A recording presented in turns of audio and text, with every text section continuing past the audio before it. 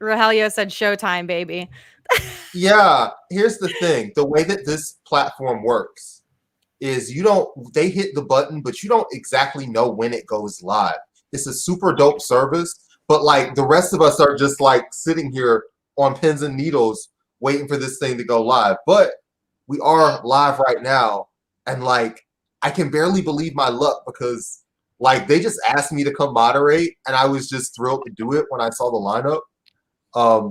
We're going to talk tonight just about like gentrification and policing, and I have like the world's best pilot to be co-pilot too. Rara, how are you doing? How's it going?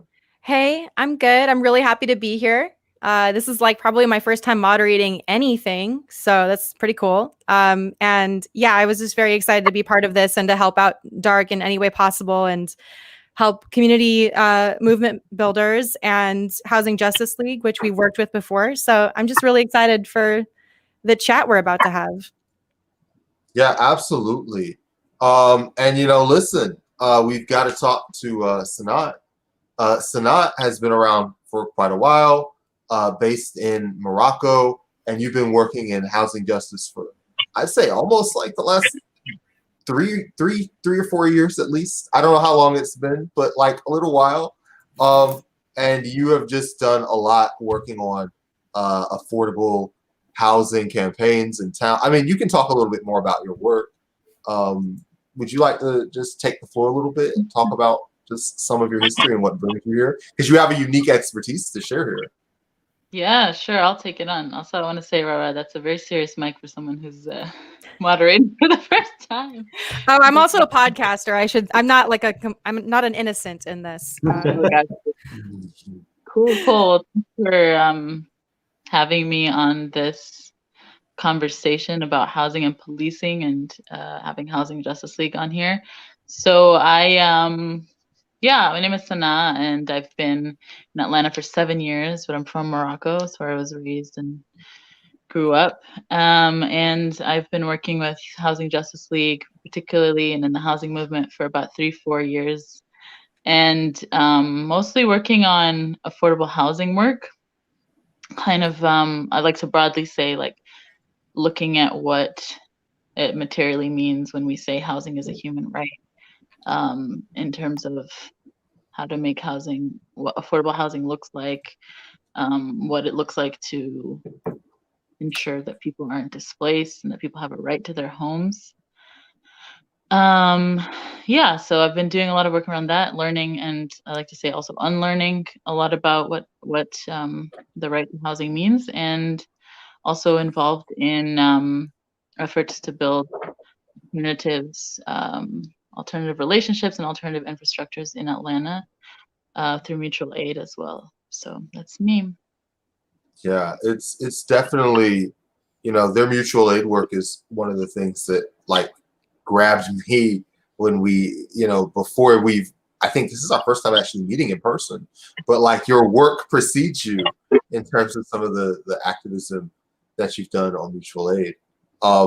Our second guest, just one of my favorite people, Kamal Franklin, community movement builders. Whenever I think of like something that's super vital work to be done in town, you are somehow just first in line to be doing it. It's really incredible. I always love working with you or seeing you're involved in something. How are you doing, man? I'm doing good, man. And thank y'all so much. Thank you for the kind words. And thank you guys so much for having me on. I really appreciate it. Yeah. Can you talk a little bit about community movement builders, their history, the kind of campaigns y'all have run in town just over the last year or two? That's just been super dope and inspirational to me, and I think everybody in town. Cool. So CMB is approximately like 5 years old now. We work mostly out of Southwest Atlanta. We actually have 6 chapters across the country now: San Diego, Dallas, Detroit, Memphis, and I always forget one, New Orleans, and here in Atlanta. So our work consists of what I would call sustainable development work and community organizing. And on the sustainable development work, we do a lot of economic cooperatives. In fact, we just recently started a CMOS cooperative that we are actually selling product in Seven Anda, and we're about to get into a couple of other stores. We have a security cooperative that not only does a cop watch and a safety patrol, but looks to provide jobs for young adults in the community that we work in. We have an aquaponics cooperative that we're about to get off the ground, which is going to be aquaponics out of a shipping container, and we're going to be growing shrimp out of that shipping container.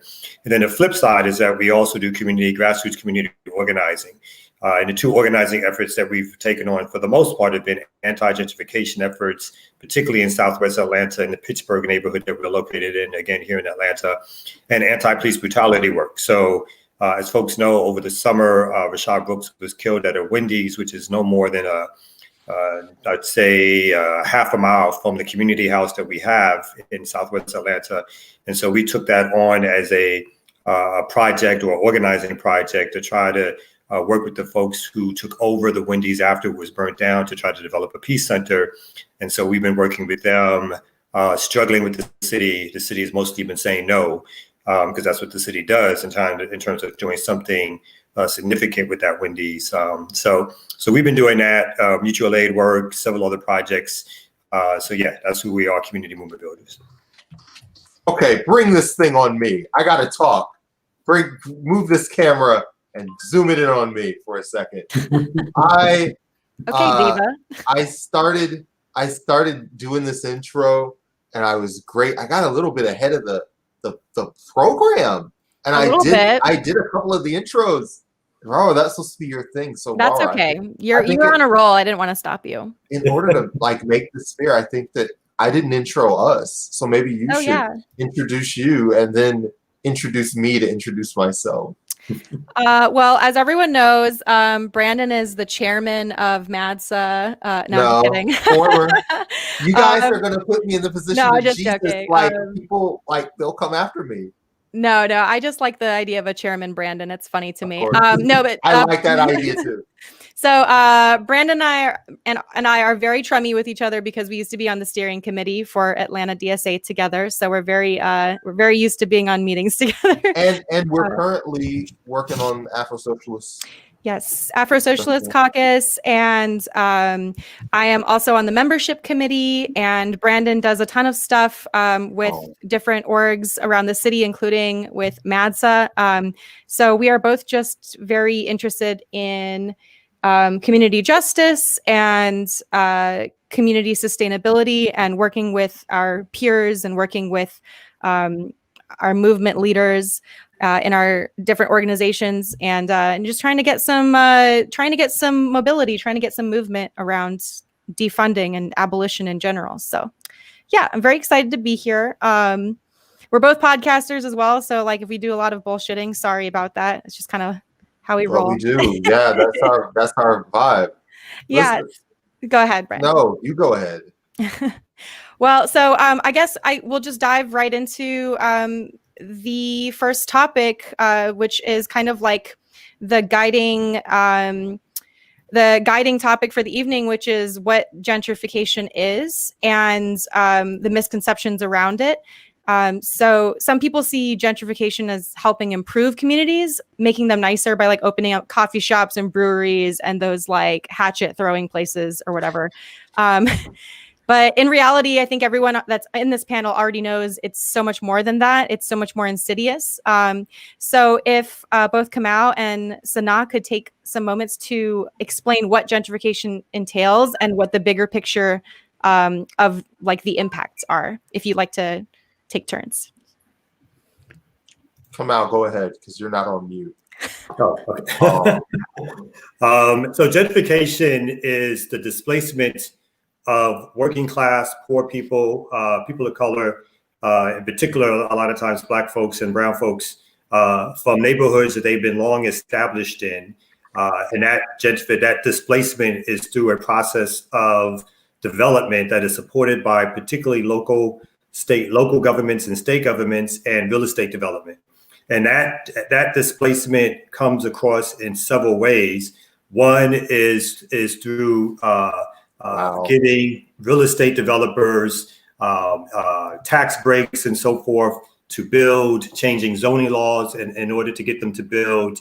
The topic that we're going to get a little deeper in on tonight, increasing police presence in order to what I would call harass, again, destabilize, arrest, change the nature and the folks on the block. And so a lot of times when I have this conversation with people, they insinuate that gentrification is not always a bad thing.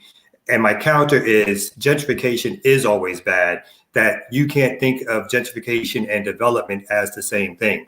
There's different ways in which people may want their community developed. But when they want their community developed, they want to be able to stay in that community and take part in anything new that happens. And through a gentrification process, what you have is box stores, corporations, and again, real estate developers who come in, change the dynamics, open that community up to mostly middle-class white folks and higher to come in. And sometimes this is also done, and I'll shut up after this, this is also done through a process of what we call green gentrification, which means folks are told that, bigger parks, more green space, more planting of trees and so forth are supposed to be good for the neighborhood, when really, of course, people want things like that. But the way in which it's going about doesn't necessarily, again, include what is needed by the local folks who've been there for a long time to improve their neighborhood. And so I'll stop there so Sinead can also talk about what gentrification is. Yeah, I just want to add, I grew up on Bankhead, and whenever you saw those first signs of gentrification in your neighborhood, 9 times out of 10, people were positive because they were a real business that we see on TV is in the neighborhood. People took, I know it sounds weird if you didn't grow up there, but people took pride in that stuff until they understood the long-term economic impact over the next 3 years or 5 years or 10 years of how it made townhouses. Townhouses in Bankhead, literally in my old neighborhood are $400,000. And what's crazy about it is if you live on Bankhead, the neighborhood is exactly the same. Yeah. In terms of the businesses there. So it's Roscoe's Tire Shop and Roscoe's rolling out an old tire and all that other stuff. But next to it is a $400,000 house that of course a person wouldn't live in but would use as an investment. Really quickly, I wanted to say our community house that we purchased 5 years ago was $53,000. The last time we looked at the quote unquote value of the house, it's $190,000. And there's no improvement that we've done to this house, and though it could afford to do to this house, which would justify the value of the home going up that much in a 3 or 4 year span. Word. So now, can you talk just a little bit about how this process has changed over time? Because I'm in my 30s and that's been my experience. But other people have got, Hamal's got his experience, you've got your experience. Can you talk a little bit about how it's been for you? Yeah, I mean, I think most of what Kamal said about gentrification is spot on, and I also add that I think the part especially about green spaces is the most famous green space in Atlanta is the Beltline, and has been the engine for gentrification in the city. Something as seemingly innocent as a walking trail that connects the whole city is a really cute idea, right? But has been the source of just all the slow gentrification happening, starting from Old Fourth Ward and now moving towards the West End, West Side. And it's a really great example, I think, of how the conversation goes around that, which will be well, it's the Beltline, it's nice, we want more space for people to walk and stuff. And then, being met with the realization that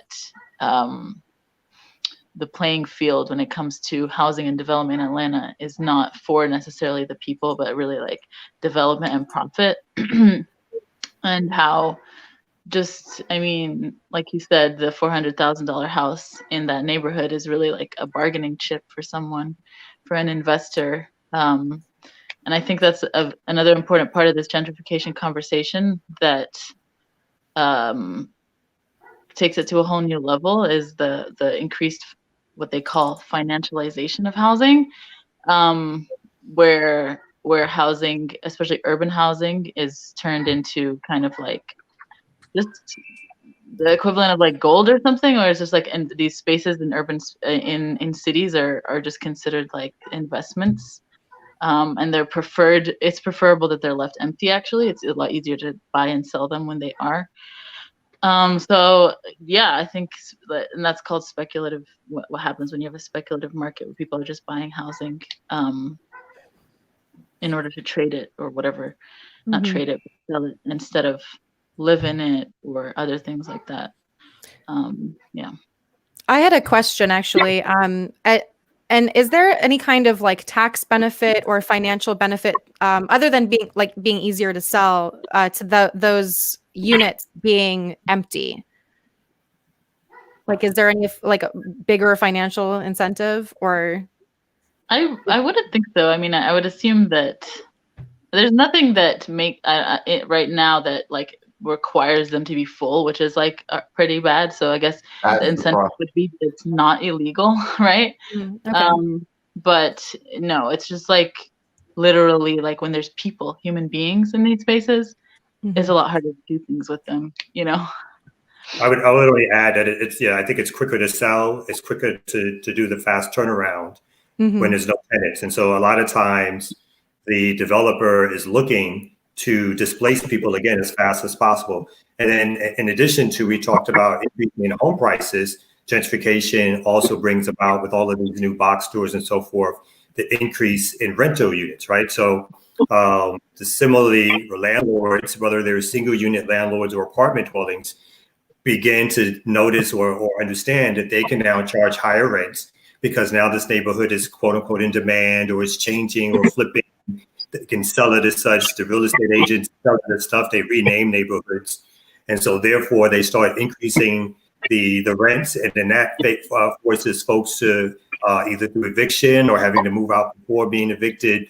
And so all of that stuff is a process of these the commodification that I was saying about how housing is thought about now, as opposed to the sort of the human right of having a place to live and to dwell and the rest of it. So that's the kind of thing that, you know, gentrification triggers, and why it's not a redeemable form of development for working class and poor people. Listen,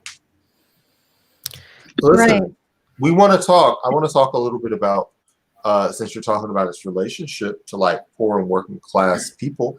I think that for most people who are poor and working class, a lot of their interaction with the police is like 311. It's quality of life, it's vandalism, it's noise complaints. Like at least just in my personal experience, although there was like a lot of violence where I grew up, your regular interaction with the cops is not necessarily like felony cases. It was like just people being loud in the neighborhood. Can you talk a little bit about how the nature of policing changes just as communities go through that process of gentrification? Because I think that has a lot to say about quality of life. Sanat, if you want to just talk about quality of life and how policing changes. Yeah, I mean, there's no doubt that policing happens in non-gentrifying areas in a way to over-police those communities. But I think in terms of gentrification, as a neighborhood gentrifies, I think, well, there's, you know, anecdotal evidence, and then there's a lot of statistical evidence, but the use of the police force to both like keep the new neighbors safe, as well as and I'm referencing a very good article that was written by a confession of a police officer in Atlanta, but as well as like the conspiring between like developers interests and police happens in Atlanta. But the way that it happens, I think, on an individual basis, and here I'll provide like an anecdotal story, is just that when people move into a neighborhood and they haven't historically lived there or been the type of people that live there, usually white people or upper class people, they will use the police as their kind of like regulating force in the community. There's there's a story about a man who had like his grandmother's birthday on the block in a block party every year up until maybe like 2018, and he said when he fully stopped recognizing his neighbors on the block, that was the first year that the police were called on his party that happened every year. So kind of like describing how the culture changes in that area, as well as the use of police force. It's different. Yeah, listen. Broken windows is one form of policing that I think we can't really dig into that without talking about that popularity, especially in like the early 90s, in the late 80s, and it kind of based around certain assumptions about like what crime was back then and how it worked back then and how it works now. Would either of you, Kamal, maybe if you want to talk about the history of broken windows policing and its influence on public policy and stuff like that? I could probably talk about it because I lived through it, being the oldest member of the panel, I assume, by a lot. And I'm from Brooklyn, New York, and I was born born in Brooklyn and raised in Albany Projects in Crown Heights, Bed-Stuy. And one of the forerunners, Rudy Giuliani, of the broken window strategy when he was mayor of New York, was that even so-called small offenses had to be ticketed.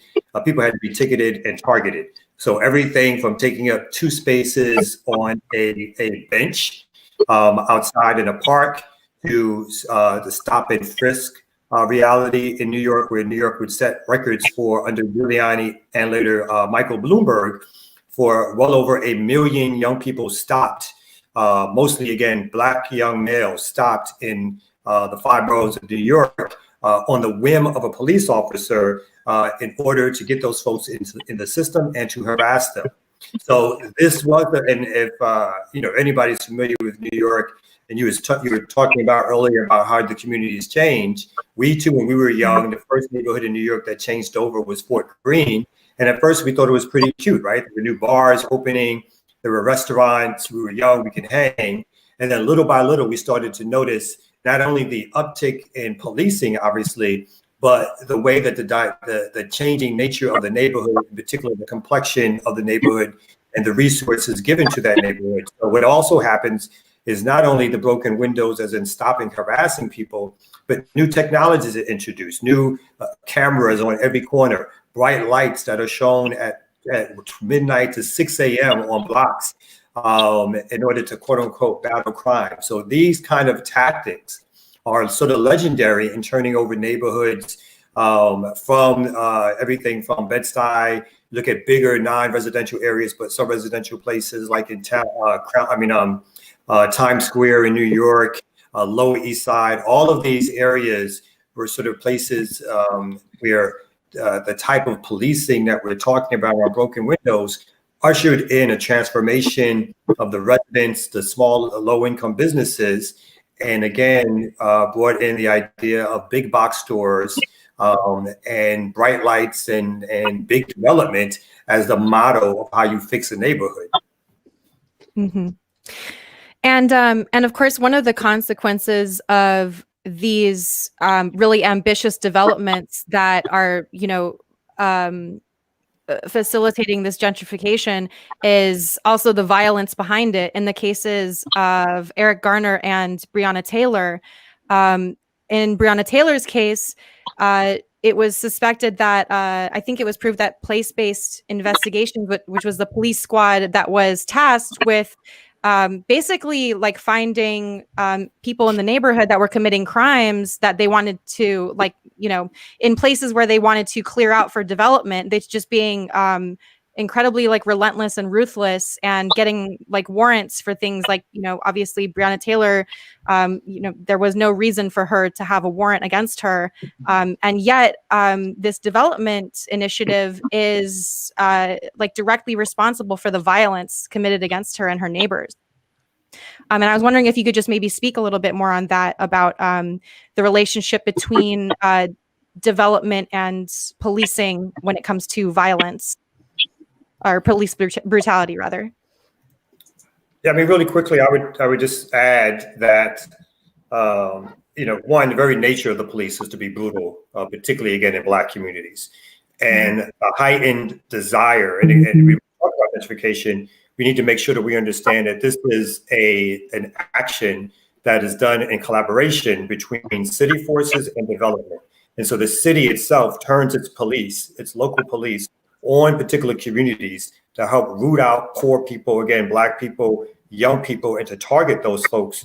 And they'll do it, quote unquote, by any means necessary. And so the increased violence that we see in these neighborhoods by the police are actually things that they are told by their commanding officers in so many words about how to treat young people, how to treat people who are walking on the block. And it's in a reference. There's statistical evidence to show that this stuff has worked in not only moving people out because they get evicted or they can't pay their mortgage, but there's again studies that folks when they sort of come back from, particularly again Black folks coming back from the East Coast and the North back down south, they've done so. They've referenced the idea of over policing and being targeted by the police as one reason why they wanted to move out of those cities and come back to the South. That's an amazing change in the idea of what policing is comparatively to the South and the North, right? So Black folks who once escaped the South to escape the Klan, policing, and murder and death are now trying to escape the North for those same reasons. So that's the incredible connection between the policing and gentrification in the city itself and developers.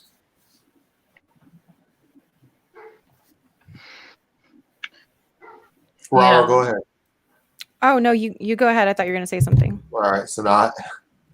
I just add that I think another connection between the police and development that is more codified, I guess, in that sense, is just how they are the enactors of evictions, essentially, and how the material connection, between a property owner who says they want someone off of their property and people who are being displaced from their housing is the police who come in and kick people out of their homes. And I think that we often that's supposed to be part of the legal proceedings and the court proceedings and the natural, or what we assume are the natural part of private property laws. But I think in terms of, in the same logic that's given when we talk about police protecting themselves when they murder people, I think it's the same kind of thing. I think it's very violent. I think it's displacing someone from their home, taking them out, taking all their belongings and putting it on the street. And I think that, like I said, it's something to consider as part of the police violence and every day. We actually asked for an emergency guest. Our friend Asia from Mainline Magazine wasn't able to be here because of a personal emergency. But our surprise guest is actually in transit and is racing here right now as we speak. But while we wait for them to show up, so now I wanted to ask you if you wanted to talk about citation fines. Because just in my personal experience, I know it seems weird. I know we kind of almost touched on it, but citation fines kind of make people of color targets in their own neighborhoods. And can you kind of talk about the effects that those policies maybe have had for you personally and the ties between those kind of policies and gentrification? And also what citation fines are for our viewers. For people that don't know. Yeah, I think I'm willing to defer because I don't have experience personally with this. It's just extremely minor ticky tack stuff. If you're parked in the wrong place, or if you're in a certain part of town for too long, they boot you. And it's stuff that if you're speeding, I guess can be considered a variant of that. And part of the reason why people are speeding sometimes is because they've got to get a job that's all the way out from where they live because they can't afford to work anywhere near where they live. Mhm. And it just sort of seems like, and I'll let this get, because the guest is now like here. I don't want to talk over this new guest's time, but yeah, these policies really suck, and I hope that people like can get a tie between the over taxation, like it's a soft taxation of people who live in working neighborhoods, and there's always some ticky tack violation that sets them back $400 that they can't afford. Mhm. That is like where that stuff comes from, and the increase in property values. All that stuff should be thought of as one issue. Listen, excuse me, our guest is here. If they'd like to pop themselves up on screen, we can. Hello, Rogelio, how are you? You're muted, sir. Good. How are y'all doing? You're a big deal at Dark. Can you talk about Dark's mission and what you're up to right now, and And who you are? Yeah. Yeah, my name's Rogelio Arcilla. I grew up in a first-generation, low-income immigrant household. So when it comes to gentrification, I grew up not too far from Bankhead over on the Bolton Road area. And I remember one of the first things my friend said years ago, like about 3 or 4 years ago, hey, I just got a condo in the Upper West Side. And I'm thinking to myself, what the hell's the Upper West Side? And I'm living in the Upper West Side at this point. And so the Publix gets built. And now if you go down Atlanta Road by Bolton, my God, it's like going to East Atlanta Village or something. Yo! It's like, what the hell is going on with where I grew up? So with that being said, it pushed me out to where now I'm on the West End, and then I'm starting to see, because I'm an Atlanta native, been here 30 plus years, going about 31 this year. I've seen what happened on East Atlanta growing up. I saw myself be pushed out from where I used to live, and now on the West End, my goodness, gentrification is running wild. And I've canvassed for a variety of things over the past, several months, especially defund, APD, refund communities, trying to collect petitions and all that. And a theme that keeps coming up is when I would talk to the people that have been there for generations, the Black working class, I'd ask them their opinion on the police. And to be honest, they would just tell me, hey, they're not helping. We call them, they don't show up. I mean, there's a lady literally 2 blocks from me. I could walk to her house in about 6-7 minutes. She's telling me People Park, that we have a huge dumping and waste management problem here. Developers, there's so many empty houses, will take all their junk, sorry, excuse my language, their shit, and they'll just dump it. I'm talking about septic tanks, water heater tanks, toilets, refrigerators, ovens, you name it, it'll be tossed on the side. She'll call the cops, nothing. But then further up her street is like gentrification, like a haven in my neighborhood. And so she's noticed when they call the cops, and they'll tell her because they're in a community chat, they come just like that. And it's really, to be honest, it's messed up. And I also want to touch up on the infrastructure problem. When you have so much development going on, people don't know this. It disrupts the infrastructure. It actually cripples it. So now we have this gentrification problem going that's hitting infrastructure, and there's 2 big problems out there. The city of Atlanta is not addressing. So I understand affordable housing is very important, but infrastructure is also being ignored. But like Bernie said, you can walk and chew gum at the same time. You can take care of both problems. But it's just talking to people. Just get out there and talk to people in your community, and especially me in an area that's going through gentrification, and you'll hear their concerns and how they're just being ignored. But the gentrifiers, or the new faces, are getting first right of refusal for anything, and it's very disappointing to see. And these are the kinds of issues that we really need to need to be brought to light. You know what I mean? Yeah, absolutely. Thank you. And I just wanted to get some last thoughts on gentrification and policing. Brandyn, do you have any personal experiences with gentrification that you'd like to share? I mean, look, I'm from a part of town that like gentrification didn't really hold the same way, just because like those houses like back, I mean, if you lived in like Almond Park and Bankhead and all that other area, like it sucked so much. Like you weren't selling those houses anyway, so they're like they used to be like abandoned houses that were like really like low level. And by the way, shout out to the West End natives in the chat. Yeah, they used to be like kind of crummy and not selling, and now they're like way too expensive for the area and not selling. Mm-hmm. And I wish that like this was housing that like people who lived here and like had more of an investment in the place could like afford, because like there is like, if you're my age and you grew up there, that like a lot of it just is depressing memories for you. But like there is a lot of infrastructure that exists in all those old neighborhoods, Mm-hmm. you know, that can be used, but it's just not like priced appropriately for anybody, and that kind of sucks. Sorry, Kamal.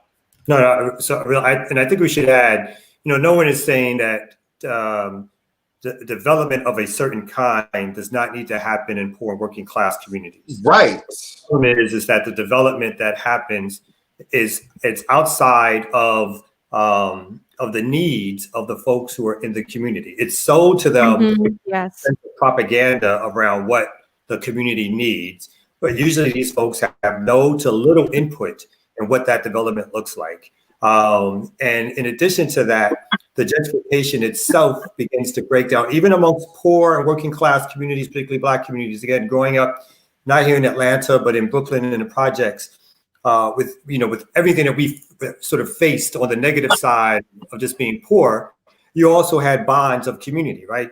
You had folks who you could drop your kid off to. You had folks that you could loan money get money from, or that kind of thing. You had folks who would watch your car when you went to a store, whatever like that. You had friendships, you had bonds, and those bonds are destroyed under the guise that they're improving a neighborhood. And even for homeowners who get to sell their houses at a higher prices, particularly here in Atlanta, and they break up the community and make the community compete over whether or not these higher rates or higher housing prices are good. But even the folks that get to sell at higher prices, they usually cannot afford to still stay within Atlanta proper. So after they sell, they're forced further out of the city. They're away from, again, whatever they had in terms of community relationships. They don't have access to the social services they did before, and they don't have as much access to public transportation, and they don't have access to the jobs that there are in Atlanta. And so, again, I think we have to pinpoint how gentrification and development, particularly community development, are two separate things. One is forced by the city. And again, the city, which has a rich history of gentrifying for the purpose of pushing out Black people, a city that's been run by Black mayors for nearly 50 years. And a majority Black city council has done everything within its power to push out Black working class and poor people from this city to a point where 20 years ago, the population of Atlanta was over 60% Black. Now it's barely 50% Black. They've destroyed all the public housing. During the Olympics, they paid poor people to leave Atlanta. Hey. So this is the legacy that we have from these so-called elected officials who are supposed to be working in the best interest of local people. And they sold that shit on the news. It's like, oh, they were stopping homelessness. I remember I was the kid during all that shit, but I do remember it. Yeah, I was a little baby, but yeah, I remember when all that went down. It sucked. And you were speaking about Atlanta, which is historically like a very Black city being led by Black mayors, and like as a lot of people know, our current mayor is just very much not on the side of rebuilding communities in a constructive way, and very much on the side of these development projects that are completely destructive and gentrifying. And in fact, her plan, her One Atlanta plan, where she like reimagines policing in the city, it involves the enforcement of nuisance property laws. Sanaa, could you explain what that means and how nuisance property laws would aid in the gentrification of neighborhoods? Yeah, I mean, from what I understand, nuisance property law is based on the idea that you have a right to maintain the value of your property in a neighborhood based on what your neighbors are doing, or Wow. and the nuisances that they're producing, I guess. The idea being that you can have a say in how the people around you are acting, and I think this is. I'm sure I know the angle that she's taking on this, which is the idea that like you can preserve wealth, or I think one thing that the mayor does a lot is try to take this angle of kind of promoting home ownership, which I think is sometimes a valid angle depending on how you're looking at it. But the idea being that she focuses a lot on individual property rights and developers bringing in value to the city. And I think the pushback on that is this idea that there's no point in talking about improving home ownership if you're not talking about also decreasing displacement, and then also we need to have a conversation about how not everyone can afford homes, and renters need protection, and how a lot of these homes aren't affordable. So I guess the idea being that you can always flip your house, back to the nuisance property laws, by maintaining the property value, and these kinds of things is something that's supposed to be considered like good part of like housing value of housing always increases, and how that does actually reflect in maintaining communities or decreasing displacement. Yeah. Makita, I want to know what you're doing. Whatever you're doing, let me plug what you're doing. You need to plug yourself. Okay, while you're hearing the comments. Anyway, go ahead. You want to talk about maybe the Beltline? Because like it's hard for me to talk about gentrification without talking about the Beltline. Rogelio, how's it been? What have you what's your experience with the Beltline been? So I'm glad you brought that up, because I was canvassing, or no, I was walking my dog and I passed someone. They're expanding the Beltline on Westmont Street. There's a little trail, and it's behind one of my friend's yards that lives here. I met her through walking my dog, and behind they're breaking ground in 2 years. Her property taxes have gone up $2,500 already, and they don't break ground for 2 years. So that's the effect the Beltline is having on her, because she's in the backyard. Yeah, she's in the backyard of the Beltline. Now let's go about gentrification in the West End, because that's where we're seeing it boom right before our eyes. On Orlando Street, I'm on Kenmore, one street over, which is still like off Cascade and stuff. There's a house right now currently listed at $575,000. That's over $500,000. You go to John White Golf Course, which is right off Cascade as well by the Kroger. One just sold for $475,000. We're talking about areas where people are, the real, the heart of the Black working class is living. So a problem with those large, those houses with inflated prices is, I come across this often, is people in the neighbor. I'll get into my neighbor across the street. My district, District 4, is the highest rented district in Atlanta. So with that being said, when you have this gentrification process going on, property taxes next door are shooting up. So with that, you get displacement, and you have people. The neighbor across the street from me lived in Oakland City for about 30, 40 years, grew up there. Guess what they had to do a couple of years ago? Sell their house because they couldn't keep up with property taxes. So that's a huge problem. And now they're resorting to renting. And so I know I tried to get a petition for a speed bump in my street. I couldn't get most of the signatures because I got the forms from the city of Atlanta, but it says LLC when I go into the property taxes, LLC. For me to realistically get in touch with the developer, which is why I bring up the LLC, is not going to happen. They could give, excuse my language, two shits about signing a petition for No, that's speed the bumps. right language, bro. And That's so, the right and going back to this, also, I want to bring up disaster capitalism. In these times during mass unemployment, a pandemic, people can't pay bills, trying to put food on the table. What you have is developers just buying 4 or 5 lots in a row. I really think the city has a deal with the developers, because you call code enforcement on them or anything, are they going to get a citation? And I've done this before. Hell no, they're not going to get a citation, because the developers are in the city's pockets. And so there's just this whole string of problems that is popping up left and right. Infrastructure, displacement, property taxes going up. People can't afford it, resorting to rent. And it's just really disappointing.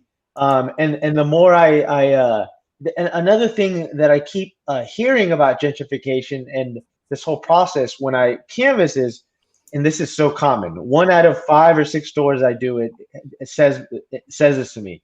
I feel like an outsider in my own community. We're talking about people that have been there for decades, that are the fabric of this city, that have generations in this city, feeling like outsiders in a neighborhood they've been in for 40, 50 years.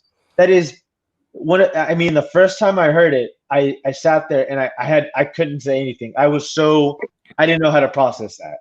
Yeah, I fully relate to that feeling that you're talking about, because I'll just make this very brief. I see a lot of parallels between, and maybe that is just directly tied between gentrification and imperialism. And I'm originally from Guam. My family is Chamorro. My family on my mother's side is Chamorro. And growing up there, the indigenous people that have been living there for generations, for thousands of years, are being displaced by military development.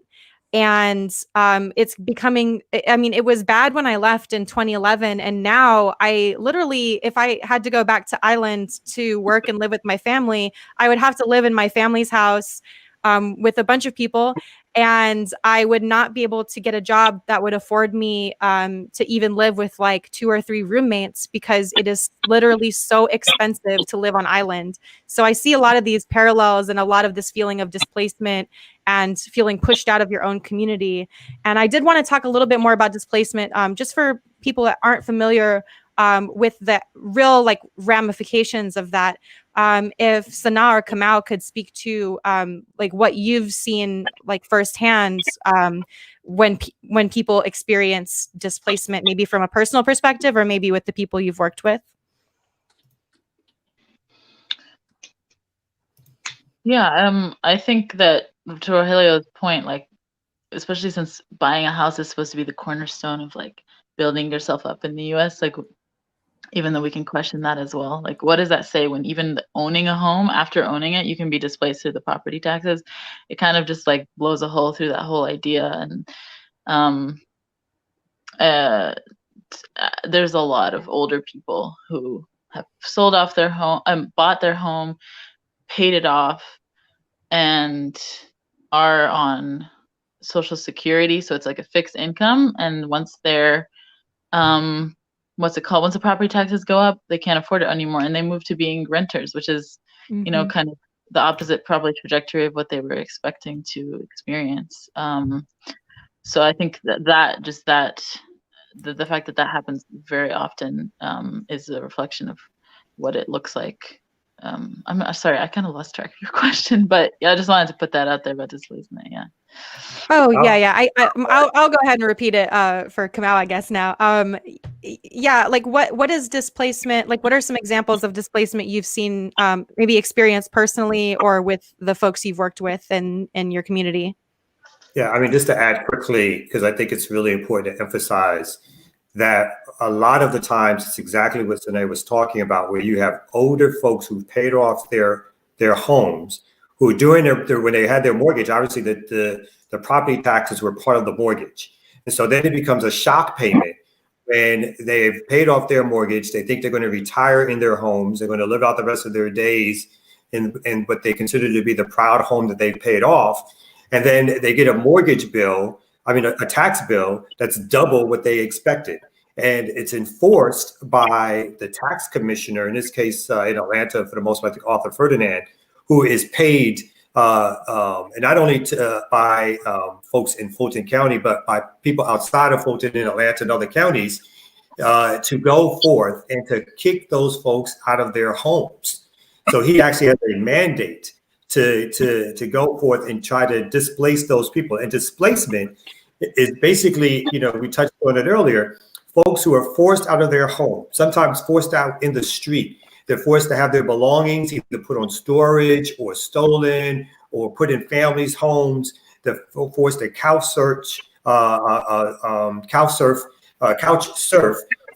stay in crowded conditions, try to find other places to either rent.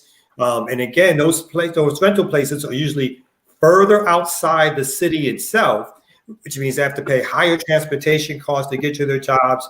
They have to find other ways for public transportation to get to their jobs. Again, a loss of social services, a loss of community that they had in those neighborhoods that they once resided in. So displacement, and a lot of times, I mean, you brought up this the international thinking of it. In a lot of ways, gentrification is akin to an American form of ethnic cleansing, because this gentrification is targeted. Again, can't emphasize this enough. Towards poor and working class Black and brown communities. That's who's mostly targeted for gentrification, not exclusively, but overwhelmingly targeted. And so it is the displacement of these folks who have lived for literally decades and centuries. The Pittsburgh neighborhood that we have our community house was settled in 1883 by formerly enslaved Africans as a way to have a community that they could build up. And they've had that community for now over 100 years. In that community, the south side of Atlanta, one of the last places where you have working class Black neighborhoods, is a second tier beltline area and is now also under the direct threat of gentrification. And again, the city council person, in this case, Joy Shepherd, the mayor, the city council, they've done nothing to make affordable housing something that's needed, nothing to stop these developers from taking over. Instead, they've ushered them in and given them tax breaks and changed zoning. These folks can come in and take this neighborhood away from poor and working class Black people. Rob Weber asked, are there any successful efforts to discriminate in favor of longer term residents when it comes to property tax assessments? Rob, I could be showing my entire ass and could be entirely wrong, but I believe that a program that could fit that description exists in like 15 to 20 cities across the country. I could be wrong, but that sounds like something that could exist. I could be totally wrong though. I do want to talk about community control of public safety, because when we talk about gentrification, public safety is kind of one of the driving ideological forces behind gentrification, I think. And I think that when you talk about community control of public safety in a way that's maybe realistic and fits into people's lives, that people can envision, and when you can make that argument for people, I think it's a good counter argument to make. So does anybody want to talk maybe a little bit about, maybe Rogelio, community and public safety? Could you emphasize on that question a little more? Yeah, listen, community control of public safety and narrative, I guess, but you can really just talk about community control of public safety. I am very confused by that question. Kamal, I mean, for we talk about community control of public safety, we obviously support the defunding of the police call and what that means in terms of taking resources away from the Atlanta Police Department and putting it into other agencies that can do the same thing that the police could do without killing and arresting, harassing, and bludgeoning people. So we definitely support all calls for the defunding of the police. In addition, as community movement builders, we also call for community control over public safety, because for us, the institutions of capitalism and bourgeois democracy will never, ever solve our problems as a community, right? That's not their goal. Their goal is to make profit. Their goal is to supply resources for rich institutions and rich people and to push people out. We think our counter argument is, even if you defund most of public safety, there's still going to be some aspect of public safety. And that public safety, no matter what it looks like, no matter what the police look like, or whatever we want to call it, needs to be controlled by local communities. And when we say that, we mean that there should be local boards that are over local precincts that have the right to hire, fire, and discipline anyone in that community who is said to be a public safety officer of some kind and goes out and commits harm. We think those kind of things are imperative to make those who work on behalf of city residents understand that their role is not to harass and brutalize, but they are actually controlled by the residents of a city, as opposed to a centralized force, a militarized force that believes that their role is to protect property and to push people out and to control particularly Black and brown human beings, and to make them fodder for a prison industrial complex that we still have here in the United States, particularly in Atlanta and other places. Yeah, listen. Yeah, there's a new APD precinct being built, like in Zone 3 by Sylvan Hills, as mentioned. So yeah, listen, I want to talk. What are things, because we can sit here for hours and do doom and gloom stories. If somebody sees this and they're like, hey, I want to be a part of this, first of all, like, are these battles that are winnable battles? And number two, like, what are things that people can do now to be part of these battles? You know what I mean? Even if it's just for a few hours a week, whatever. Let's talk, Rogelio. I can speak a little on, I'm not sure about the battles part, but yeah, I think I'm on board with come out, defund the police and refund communities. And a big part that I've learned here on the West End is community engagement. It's everything. Yeah. So like this past weekend, I held a cleanup in my neighborhood, and I'm talking to, people here and there, and just through the Nextdoor app.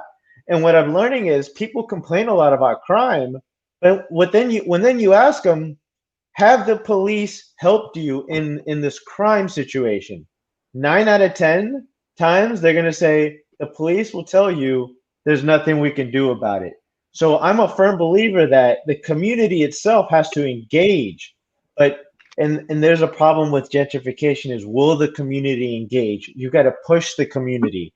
And that's why I'm for defunding the police and refunding communities, but not only communities, but also other departments like mental, behavioral, de-escalation, departments where police don't receive enough training.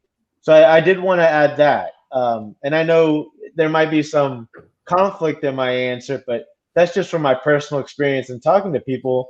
And to be honest, the cops don't do shit.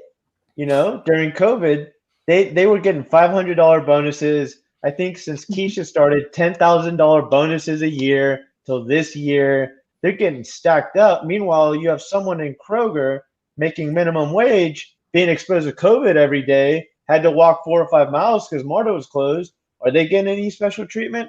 No. And it's very disappointing because it speaks volumes about our city and our city's priorities. And it's just demilitarize the police, end the 1033 program, which is a hand-me-downs, end qualified immunity. These are things that are just, I don't know. It's beyond me why we're not pushing for that. Listen, I want to talk to our other two guests about how do you get involved? What are first steps that people can take if they're watching this and they're like, hell yeah, now what? Yeah, I mean, on the other side of defund the police, it's a bunch of stuff can go into what to fund instead of funding the police, right? I think that there's a lot of work. Well, for Housing Justice League, there's a lot of ideas and work being done around what it looks like to bring in more co-op housing models to kind of get as an anti-displacement measure to get people to maybe co-own their housing, their apartment buildings. I'm losing my train of thought. What was I saying? Oh, right. Anti-speculation policies, which basically means that, it's kind of putting a limit on who can own property where, but if they don't like live in the area, or how many properties they own. Well, but in summary, like we are working on some policies to try to push around around anti-displacement policies, as well as like increasing affordable housing. And I definitely think we also very much support the defund the police part. Absolutely. Listen, hey, move that comment. You're getting in my way here. I see you, Dark. Kamal, what are some things? So if somebody's living in West Atlanta, and they want to like join and plug in. I'm so sorry. No, go ahead. What are first steps people can take? Yeah, I mean, there's a few things that Sanaa mentioned, and Housing Justice League actually has a housing policy platform that we as community movement builders have joined on to and support fully at the state level. And so we think it's important that the city, which is usually the largest landowner, even of any developer, has enough land and property to think about building land trust, which keeps homes affordable because the land is communally owned or owned in commons, as they say. And so therefore only the homes get sold, and that can be done at reduced rates. We think that there has to be housing that's affordable, that's built at a measurement that is below the rate of the median income for local neighborhoods. This has been tried and true. There's a city council person in New York, now he's a state assemblyman, named Charles Barron from East New York, who actually brags about the fact that out of all the areas in New York City that have gentrified, his is the only area that's increased its working class and Black population, because he makes sure that any new development that happens on city-owned property has to meet a certain income level in terms of what can be affordable in terms of what the rents that can be charged. So we think those are some of the solutions which the city could operate under, which local developers could be forced to operate under. And then lastly, it's always the case that local folks have to organize. You have to join organizations and fight to control your neighborhood and your community.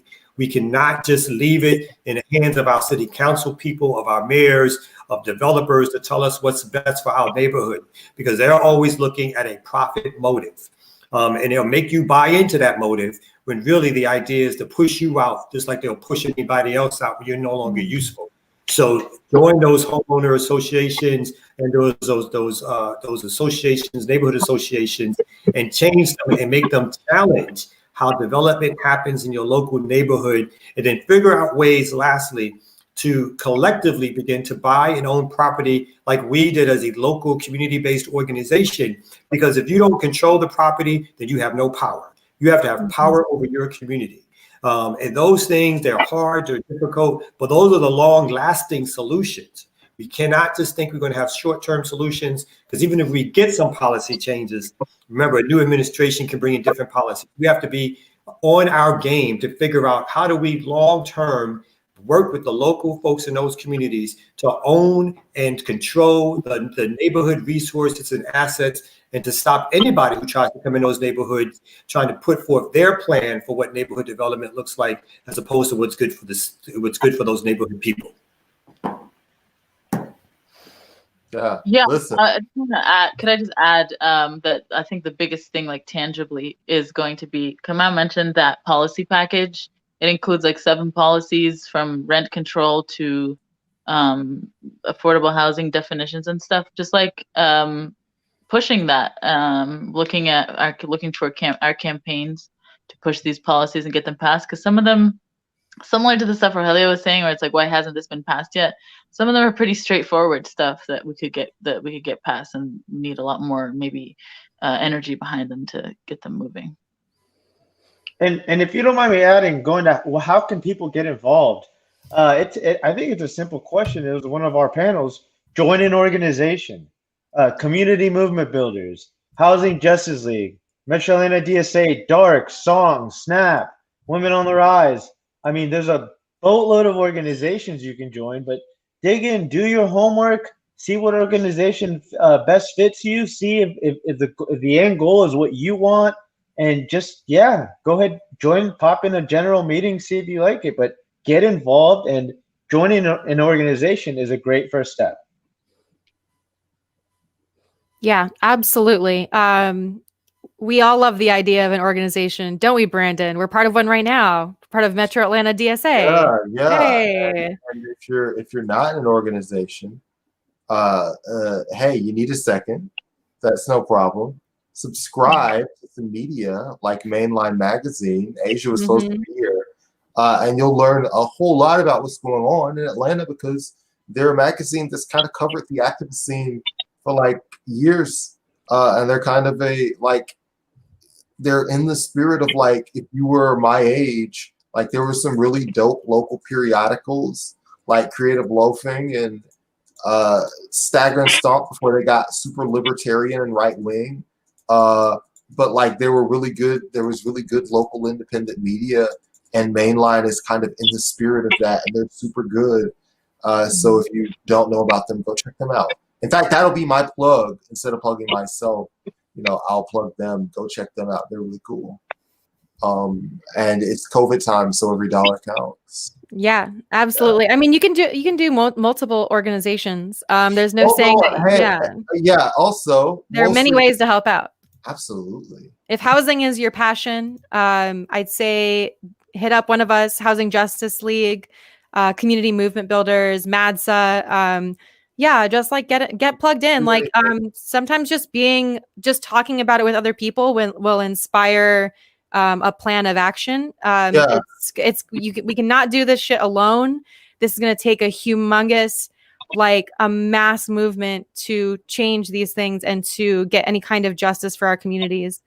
And I guess my plug is to join MADSA, because it's a great way to get plugged into the community. It's a great way to start educating yourself on these issues. And I guess I'll let Kamau and Sanaa also plug their organizations. Kamau, if you want to start first. Sure. So Community Movement Builders, we're an organization of Black folks, open for Black folks. So if you are interested in joining the work that we do, again, we do work around police brutality, anti-gentrification, cooperative development. We believe that it's the power of people organizing alternative economic structures, structures that will challenge the city, alternative safety structures, and structures that govern us. That's where our power lies. And that's why we need to organize from the ground up and leave some of these fake elections alone until we get some people who really represent our community to run for some of these offices, and or we just create a whole new system that we run ourselves. So if you're into that, you're into self-determination for the Black community, check out Community Movement Builders. Awesome. And Sanaa, would you like to plug Housing Justice League, one of my fave organizations too? For sure, yeah. Housing Justice League does a lot of work in the housing movement, from trying to push an affordable housing policy package to tenant organizing, which is also very important. I think another part of this is building relationships, building a network of relationships, and through tenant unions and tenant organizing that can happen. So, even if you're wondering like how, well, I don't really know much about policy or whatever, I think a tenant organizing is something that could really like fit into anybody's life, since most of us are renters. Yeah. And so, yeah, we meet, we have a mass meeting, every month. Just check us out on Facebook and to find out when those meetings are. And we really, really want also more people to join this, pushing the policy thing. We need all the energy behind it that we can get. So yeah, I look forward to seeing people. Awesome. Thank you. And yes, I did not plug DARK properly. I plugged MADSA. I plugged Metro Atlanta DSA, but I really specifically mean to get involved with DARK. You don't have to be a member to join. And I'm going to go ahead and let Rahelia talk about that. Hey, yeah. So DARK, Defund APD Refund Communities, is what it stands for. And I think we hit our 6-month anniversary not too long ago, making big moves. Look at this panel. This is our 4th panel. It's awesome having dope guests. But So we meet every other Monday, a general meeting where everyone meets. And then apart from that, we've got a core organizers team, which a lot of you on this panel met, not the public. And then we're split up into 3 teams, and we're adding the onboarding team. So we have outreach and policy. We have research and social media team, and they do the social media content, which is awesome. Outreach and policy is also dope. And then another one is the public education, which I'm in charge with, like this panel. And we have a lot of cool co-organizers. Like I said, with those teams, we'll meet in the off weeks from the general meeting. So it's really well structured. We have the infrastructure down. And so, yeah, darkatl.com. Click on the little learn more, sign up. And we have a newsletter that we just started. And yeah, darkatl.com. DarkATL, DARCATL is the Twitter and Instagram handles. So please get plugged in. I know we've done a little summit where Kamal was there, a CMB. We need to work with Housing Justice League more, but yeah, it's beautiful to see this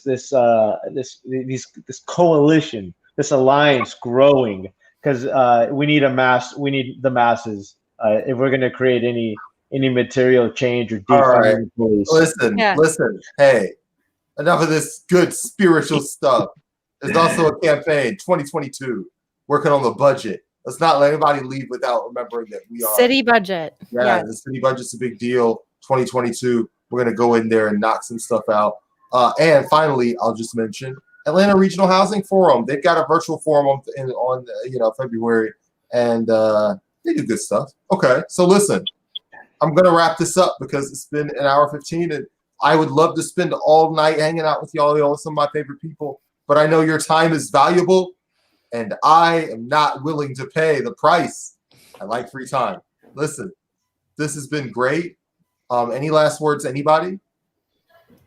Oh, I guess you could follow me on Twitter. I do post about organizing a lot at Island Goth. At Island Goth. And I do have a podcast about organizing from a femme leftist perspective. It's called Hot Girl Agenda. So that's my shameless self-promotion for the evening. Nora says, plug the petition. Guys, petition. There is a petition. Sign it. All right. Thanks for watching, everybody. We'll see you later. We'll talk next time. Bye-bye. Peace. Bye-bye. Have a good night. Wear a mask. Yeah.